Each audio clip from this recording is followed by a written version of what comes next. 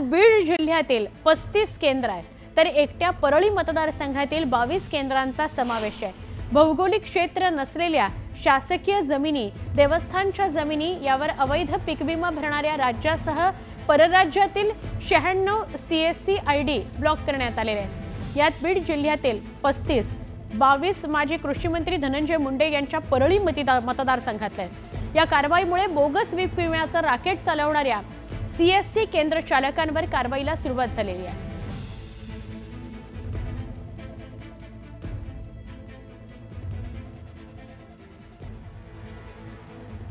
आमचे प्रतिनिधी सुरेश जाधव यांच्याशी सविस्तर बोलूया। सुरेश, मोठी कारवाई किंवा कारवाईच्या दृष्टीने पहिलं पाऊल असं म्हणता येईल? 2023-24 या कालावधीमध्ये बीड जिल्ह्यामध्ये मोठ्या प्रमाणात बोगस पीक विम्याचे रॅकेट समोर आलेलं होतं। बीड जिल्ह्यासह धाराशिव असेल, परभणी असेल या ठिकाणी देखील ज्यांची शेत जमीन नाही अशांनी देखील पीक विमा भरलेला होता आणि याची व्याप्ती ही खूप मोठ्या प्रमाणात होती।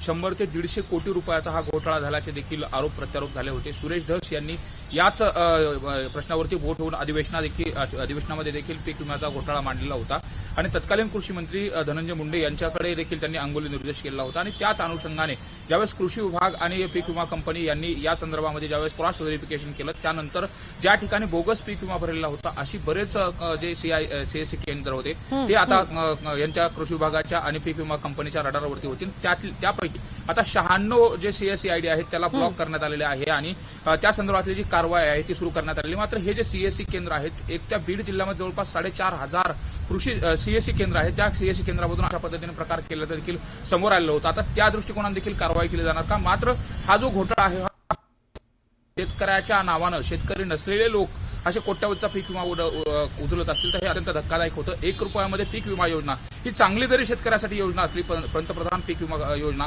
मात्र यामध्ये जे काही लुटारू आहेत, जे काही बोगस पीक विमा भरणार आहेत यांचं मात्र फावत होतं। याच्यावरती आता कृषी विभागाने कडक कारवाईला सुरुवात केली। मात्र शेतकऱ्यांकडून मागणी केली की या प्रकरणामध्ये जे कोणी बोगस पीक विमा भरतायत त्यांच्यावरती गुन्हा दाखल करण्यात यावा आणि अशा प्रकार पुन्हा होऊ नये यासाठी कठोर शासन केला जावा अशी देखील मागणी होते।